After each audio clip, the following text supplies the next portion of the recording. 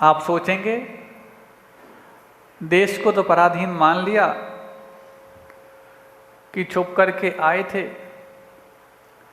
और छप करके फिर यहाँ पर छा गए और छप्पर फाड़ करके यहाँ से उठा ले गए। लेकिन इन आत्मा के प्रदेशों को किसने छुप करके हमारे लिए परेशान किया?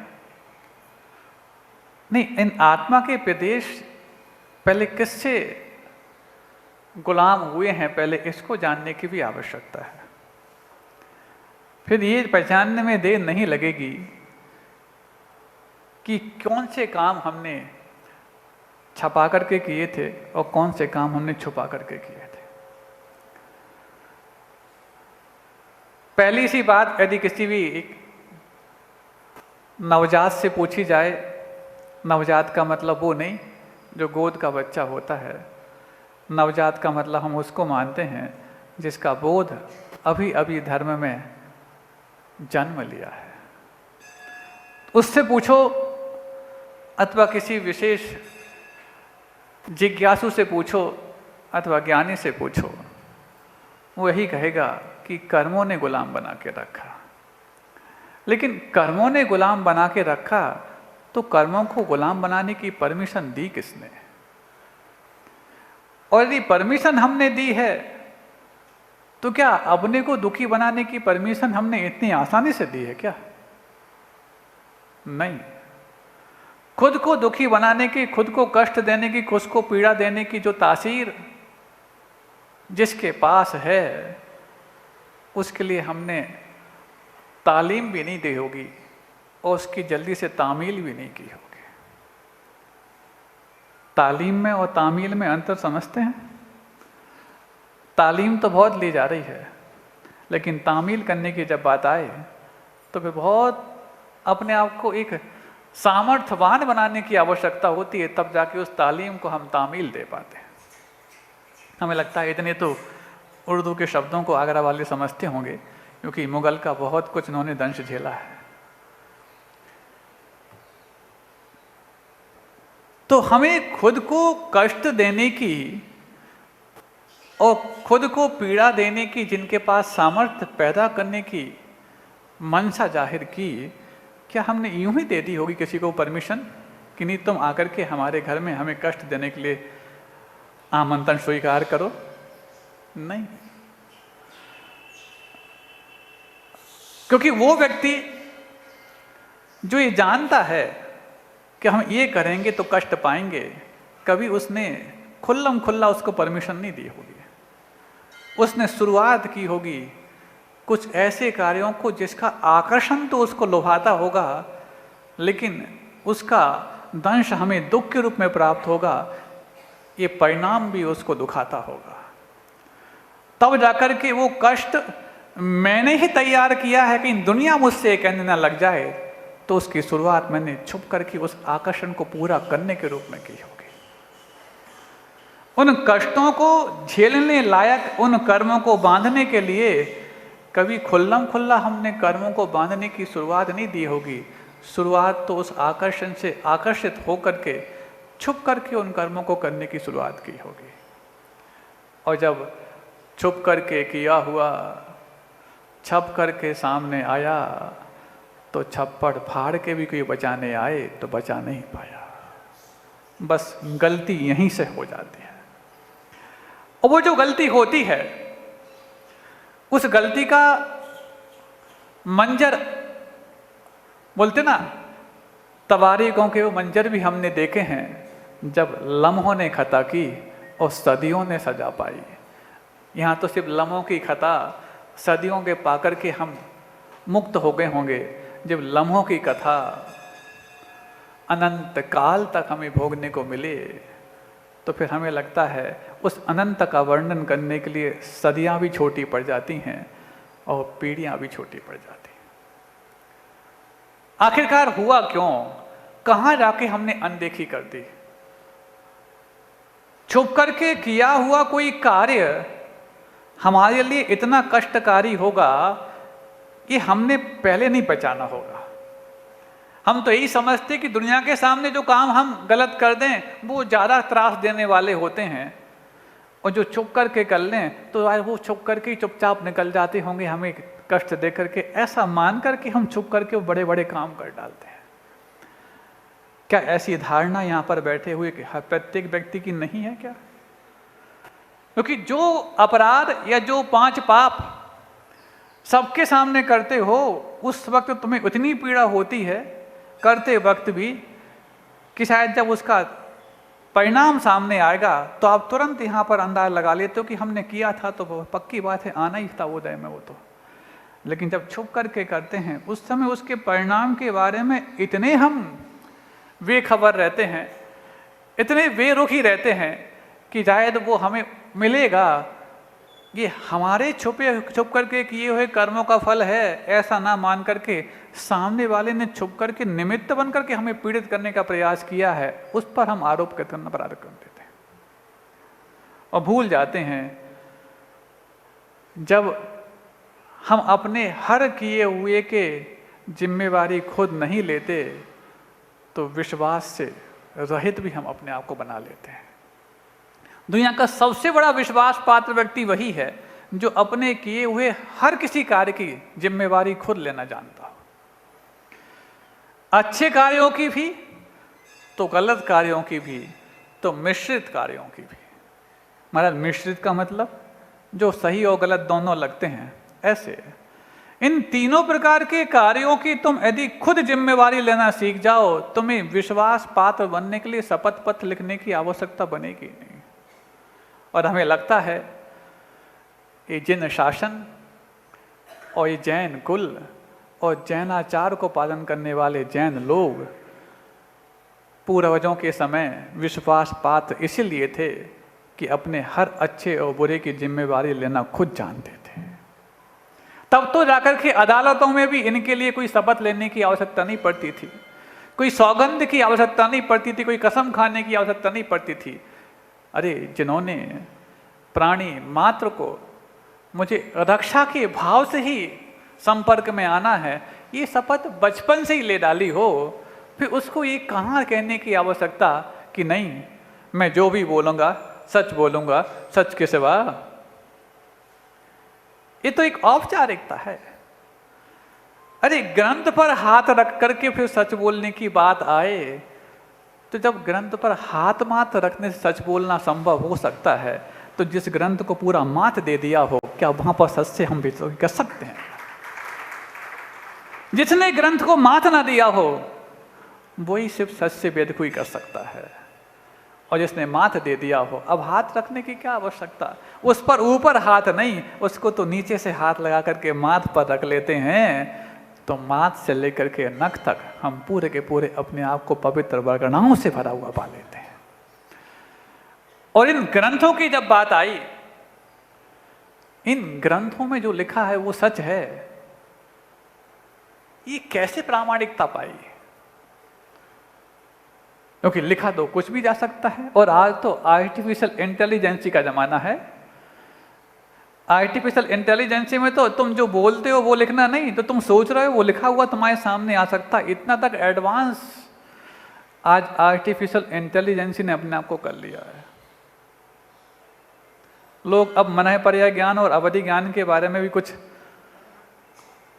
अभी तक तो शंका करते थे, अब शायद वो ये सच भी मानने लग जाएंगे कि जब मशीन के पास भी वो सामर्थ्य है तो मनुष्य के पास सामर्थ्य होने में कौन सी दूरी है। लेकिन तुमने मशीन की सामर्थ्य को देख करके मनुष्य की सामर्थ्य पर विश्वास किया है, इसका मतलब तुम्हारी बुद्धि मैकेनिकल है, मैनुअल नहीं।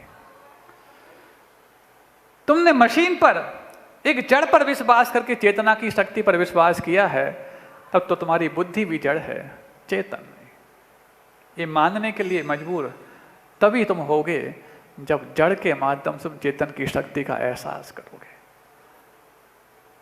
लेकिन उस जड़ की शक्ति भी इतनी बना दी कि इस चेतन की अनंत सामर्थ्य को जड़ की सामर्थ्य ने छुपा करके रखा अनंत काल से। और जिन महान आत्माओं ने इस जड़ की सामर्थ्य को परास्त करने का जज्बा अपने भीतर पैदा कर लिया, उन्हीं की अनंत सामर्थ्य को अनंत नमोस्तु करने का भाव हम सबके भीतर आया। चाहे वो महान आत्माएं ऋषभदेव के रूप में हो, चाहे वो महान आत्माएं अजितनाथ भगवान के रूप में हो, चाहे वो महान आत्माएं पांचवें सुमतिनाथ भगवान के रूप में हो, चाहे वो महान आत्माएं पांचों जो अयोध्या से जन्म कल्याणक को प्राप्त हुई उन रूप में हो। महान बनने के लिए कभी ऐसा कोई कार्य करना पड़ता हो जिस कार्य को शायद महान व्यक्ति ही कर पाते हो? जरूरी नहीं। शुरुआत करने के लिए कभी महान नहीं बनना पड़ता, लेकिन महान बनने के लिए शुरुआत अवश्य करनी पड़ती है। और फिर जिसकी शुरुआत भी महानता के साथ होती है उसको महानतम बनने से कोई रोक नहीं पाता। और जिन स्थानों से, जिन कालों से और जिन साधनों से महान आत्माओं ने अपनी उस महत्वपूर्ण उपलब्धि को प्राप्त किया है, वो स्थान, वो काल और वो साधन भी महानता को प्राप्त हो जाते हैं, उनको महानता का दर्जा दे दिया जाता है। यूं तो हर स्थान का अपना एक आभा मंडल है, हर स्थान की अपनी एक ऊर्जा है। छोटा सा वाकया याद आ गया। पूज्य गुरुदेव का जब बिहार चलता, और बिहार जब चलता हो तो उन ग्रंथों में पढ़े हुए तीर्थंकरों के बिहार के वो जो नायाब उदाहरण हमें सोचने को कल्पना के रूप में आते, उस कल्पना को साकार रूप पाने का एक ही मात्र समय होता जब पूज्य गुरुदेव आचार्य विद्यासागर जी महाराज बिहार करते। और बिहार चलता, चलते चलते मान तो बीच में कहीं बैठ गए हों या नहीं तो फिर बिहार कर रहे हों, तो जितना जैनों का और श्रावकों का गुरुदेव के प्रति बहुमान होता, कई बार उतना ही और कई बार उससे ज्यादा भी अजैनों का बहुमान देखने को मिलता। जिस रास्ते से वो गुजर जाएं, उस रास्ते की माटी को अजैन लोग कई बार इकट्ठा करके अपनी पोटली में और अपने बैग में और बटुए में रखने लग जाते हैं। जिस स्थान पर रास्ते में कभी किसी पाटे पर बैठ जाएं, वो पाटे को पाने की छीना झपटी प्रारंभ हो जाती है। और पाटा तो लकड़ी का ठीक है, एक स्थान से दूसरे स्थान तक लाया जा सकता है, लेकिन जब किसी पत्थर के पाटिये पर भी बैठ गए हों, एक बार की बात, लंबा विहार था और श्रावकों के आने जाने की इतनी सहूलियत नहीं थी, क्योंकि रास्ता थोड़ा सा ठीक ठाक नहीं था, क्योंकि श्रावक राजमार्ग से चलते हैं और साधु महाराज मार्ग से चलते हैं। और जब साधु महाराज मार्ग से जा रहे हों तो राजमार्ग वाले जल्दी तो नहीं आ सकते, और जब राजमार्ग वाले जल्दी नहीं आ पाते तो उन साधनों को भी जुटाना कठिन होता है, जिन साधनों को साधु मात्र कुछ समय का उपयोग करके और अपनी साधना को लेकर आगे बढ़ जाते हैं। और मान लो वहाँ चौकी पाटा वगैरह कुछ नहीं है, तो एक बार की बात है, छोटा सा एक पत्थर का टुकड़ा था, एक किसी अजैन किसान का घर पड़ा होगा रास्ते में, उसके घर के बाहर चबूतरा जो था वहीं पर छांव थी, और वहीं पर गुरुदेव को श्रावकों जो साथ में चल रहे थे वो तो भगवान आ रहे हैं ऐसा मान करके पहले से ही वहाँ पर तैयार था, और निवेदन करता है महाराज विराजमान हो जाएं। गुरुदेव भी जब किसी भव्य जीव की और निर्मल मन वाले की कोई प्रस्तुति होती है तो उसको इतनी जल्दी नजरअंदाज नहीं करते। हाँ, जिनके मन निर्मल नहीं है और फिर कितने भी निवेदन करो, साधु कभी संवेदन को प्राप्त नहीं होता। और जिनके मन निर्मल होते हैं, तुम निवेदन ना भी करो, मात्र आंखों में तुम्हारी यदि भाव जग जाते हैं, तो गुरुदेव कई बार कहते बहुत देर से चल रहे हैं, थोड़ा सा बैठने का भाव हो रहा है, और जाकर के वहां बैठ जाते। जैसे ही बैठ जाते हैं, 2-5-10 मिनट वहाँ पर थोड़ा सा विश्राम किया और आगे चलने की बारी है, गुरुदेव आगे चल जाते हैं, वो धन्य हो जाता। इतने में जाकर के वो जो पाटा था, जो पत्थर का जो टुकड़ा था जिस पर गुरुदेव विराजमान थे, अब उस पर सबकी निगाहें लग गई। और ख़ास तौर से उनकी निहाल लगना तो स्वाभाविक सी बात है, जिनको गुरुदेव के चरण रज पर भगवान के गंधोदक से भी ज्यादा विश्वास है। और बस कहने लग गए, भाई तुमने तो बहुत कुछ पा लिया, अपने घर के बाहर जीवंत भगवंत को तुमने इतनी देर तक रोकने का प्रयास सफल कर लिया। अब यदि कुछ मेरा भी भाव यदि स्वीकार कर लो तो बहुत बड़ी बात है। क्या भाव है आपका? बस ये जो पत्थर है ना, ये पत्थर मुझे दे दो। नहीं, आपको तो नहीं मिल सकता भाई, कुछ इसके बदले में ले लो। तुम क्या दोगे? जो तुम मांगो। नहीं, मैं क्या मांगू? कोई बात नहीं, सौधर्मिंद बना देंगे तुम्हारे लिए, जो तुम मांगो। मैं कुछ नहीं मांगता, लेकिन वो अंदर अंदर सोच तो रहा है कि कितनी कीमत लगाते हैं। 1 लाख रुपए नहीं। दूसरा, इतने में जैसी बोली की बात लगती है और कोई यदि बेशकीमती चीज वहां पर मिलने की बात आ जाए तो बोली बाजार तुरंत गर्म हो जाता है। जब थोड़ा सा जोर से आवाज पहुंची तो जो गुरुदेव के साथ विहार कर रहे थे लोग, उनको भी लगा कि यार कुछ नया हो रहा है, तो बस लौट के कुछ लोग आ गए। और जब 10-25 लोग सामने बोली लगाने वाले हो जाएं तो फिर बोली बढ़ने में देर नहीं लगती। हाँ, तो बस किसी ने 1, 1.5, 2, 2.5, 3, 4, 5, 10, 11 तक बोली पहुंच गई, वो 2x2 के टुकड़े के लिए। बोले अब तो बहुत हो गए, अब तो दे दे भाई। वो जो जवाब देता है आप सबको सुनने लायक है। बुरे भगवान जिस पर विराजमान हो जाएं, उस आसन की कीमत तुमने मात्र 11 लाख लगाई।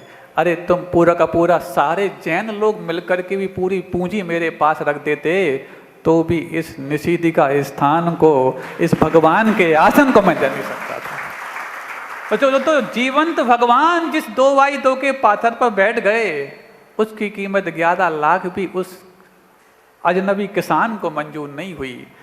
तो जो साक्षात भगवान जिस भूमि पर विराजमान हुए हों, वो साक्षात भगवान जिस भूमि पर जन्म लिए हों, वो साक्षात भगवान जिस भूमि पर कल्याण को प्राप्त किए हों, और वो साक्षात भगवान जिस भूमि से मुक्ति को प्राप्त किए हों, वो कितनी अनमोल नहीं हो जाएगी।